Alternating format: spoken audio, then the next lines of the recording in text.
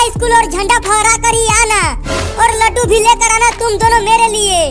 ठीक है मम्मी, हम तुम्हारे लिए मिठाई लेकर आएंगे। चल चिंकिया, बस 10 मिनट में ही झंडा फहरने वाला है। हाँ जल्दी चलो, आज लड्डू बटेगा स्कूल में। चिंटू, तुम झंडा फहराने के बाद क्या करोगे? मैं तो एक गाना गाऊंगा।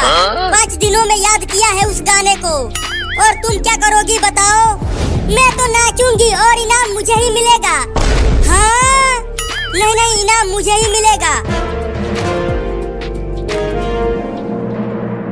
मम्मी, वो दोनों लड़के हाथ में लेकर क्या जा रहे हैं? आज 15 अगस्त है ना बाबू। वो दोनों हाथ में झंडा लेकर स्कूल में झंडा फहराने के लिए जा रहे हैं। लेकिन वो दोनों झंडा फहराने क्यों जा रहे हैं? क्योंकि झंडा फहराने के बाद उन दोनों को लड्डू मिलेगा खाने को। लड्डू? तो मैं भी जाऊंगा झंडा फहराने स्कूल में और वहाँ मुझे भी लड्डू खाने को मिलेगा। नहीं, तू इंसान नहीं है, तू तो एक बिल्ली है। तू झंडा फहराने नहीं जाएगा, बाहर तुम्हें कुत्ते काट लेंगे। मैं तो जाऊंगा लड्डू खाने। अरे रुक जा बाबू, कुत्ते तुम्हें काट लेंगे, मत जा वहाँ। मैं नहीं रुकूंगा, मैं जा रहा हूँ झंडा फहरा कर लड्डू खाने। वापस घर आ तू, बांध कर पिटाई करूंगी तुम्हारा।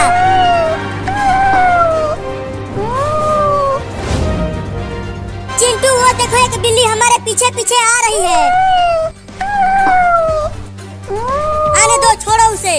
कहीं वो बिल्ली हमें काट लिया तो? डरो मत, वो बिल्ली नहीं काटेगी हमें। अरे चिंटू और चिंकी हाथ में झंडा लेकर स्कूल जा रहे हैं, स्कूल में झंडा फहराने के लिए। अरे रुको चिंटू और चिंकी। अरे बाबू, तू पेड़ पर चमगादड़ों की तरह उल्टा क्यों लटका है? झंडा फहराने चल हमारे साथ स्कूल में। नहीं, मैं स्कूल नहीं जाऊंगा। स्कूल में मास्टर बहुत मारता है मुझे, मैं नहीं जाऊंगा। अरे बाबू, आज छुट्टी है, स्कूल में पढ़ाई नहीं होगी, खाली झंडा फहराया जाएगा और लड्डू भी मिलेगा स्कूल में। क्या लड्डू मिलेगा? तब तो मैं भी झंडा फहराने जाऊंगा। तुम दोनों यहीं रुको, मैं भी झंडा लेकर आता हूँ। चल चिंटू, बाबू को छोड़, नहीं तो हम समय से स्कूल नहीं पहुँच पाएंगे। हाँ दौड़ कर चलो। अरे वो दोनों तो दौड़ने लगे, मैं भी दौड़ता हूँ। मम्मी, बाहर निकलो मम्मी। क्या हुआ बाबू, क्यों चिल्ला रहा है तू? मम्मी, मुझे भी पैसा दो, मैं भी झंडा खरीद कर स्कूल लेकर जाऊंगा, चिंटू और चिंकी के साथ झंडा फहराने और लड्डू खाने। अब मेरे पास पैसा नहीं है, जाओ जाकर खेलो बाहर। अरे रुको मम्मी, पैसा तो देकर जाओ, मुझे तिरंगा खरीदना है। भागो यहाँ से, पैसा नहीं है। मम्मी तो चली गई, अब कैसे लड्डू खाऊंगा? अगर मैं लड्डू नहीं खाऊंगा तो चिंटू और चिंकी को भी लड्डू नहीं खाने दूंगा। वो रहे वो दोनों, अब उन दोनों को डराता हूँ इस कुत्ते वाले कपड़े पहनकर। अरे चिंटू, आगे देख, एक बड़ा कुत्ता हमें काटने के लिए दौड़ते हुए आ रहा है। नहीं, वो कुत्ता हमें नहीं काटेगा, पीछे उस बिल्ली को खाने के लिए आ रहा होगा वो। अरे बाप रे, एक बड़ा कुत्ता मुझे खाने के लिए आ रहा है। अब क्या करूं, बहुत डर लग रहा है मुझे।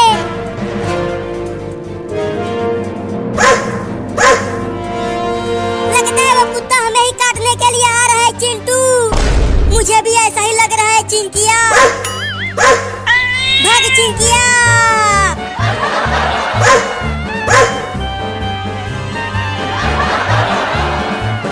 अरे चिंटू, हम वापस घर की ओर ही भाग रहे हैं। स्कूल की ओर भागो, हमें झंडा फहराने जाना है। अरे पीछे वो बड़ा कुत्ता हमें काटने के लिए आ रहा है, घर की ओर ही भागो। अरे वाह, मजा आ गया, वो दोनों तो डर के भाग रहे हैं।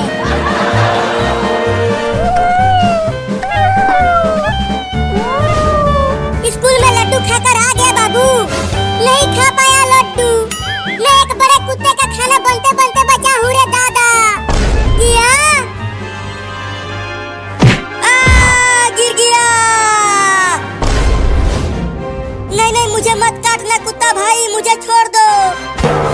डर गया चिंटुआ, डर गया।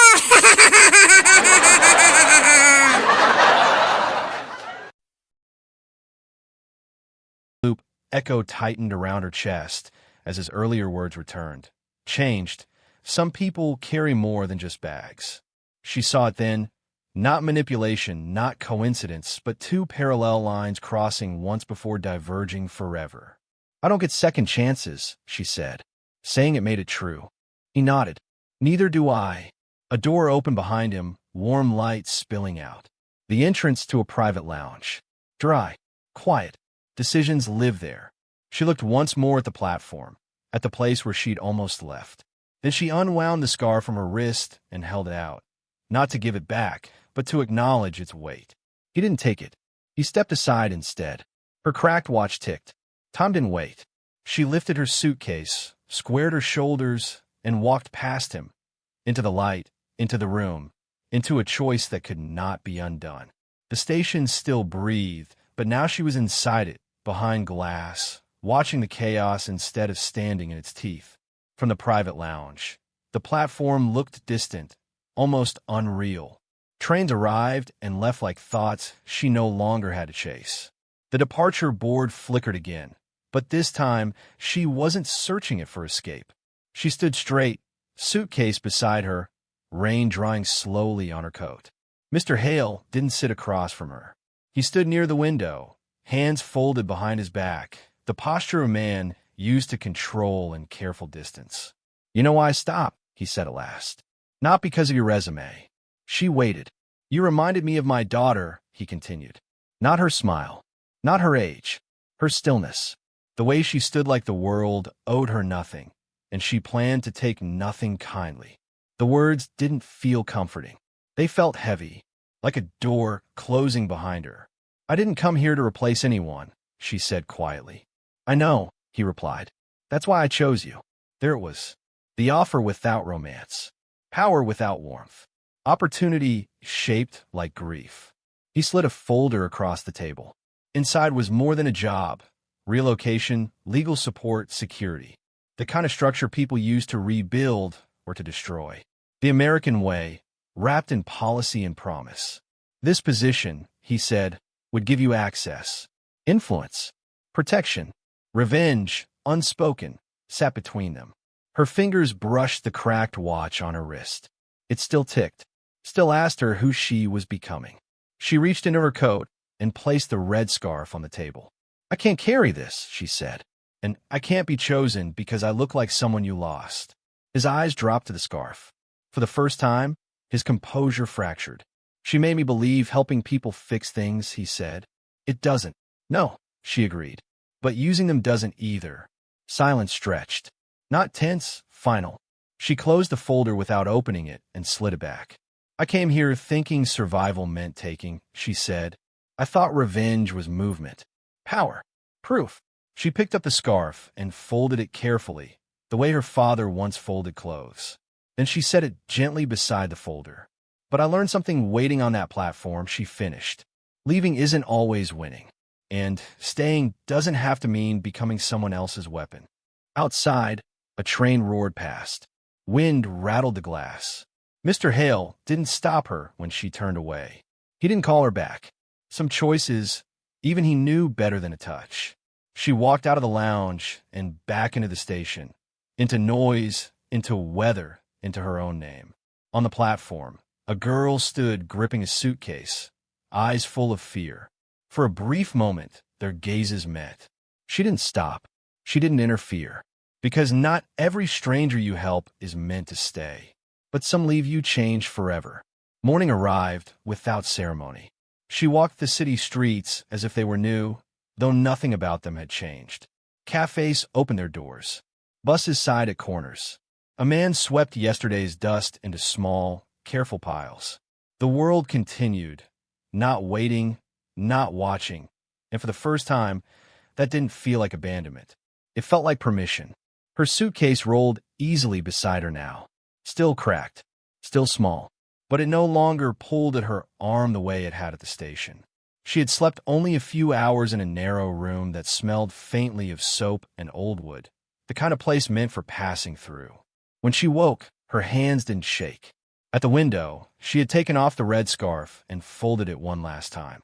It rested now in the top drawer of a borrowed dresser, beneath a square of soft light. Not hidden, not displayed, just kept. Some things didn't need to be carried to matter.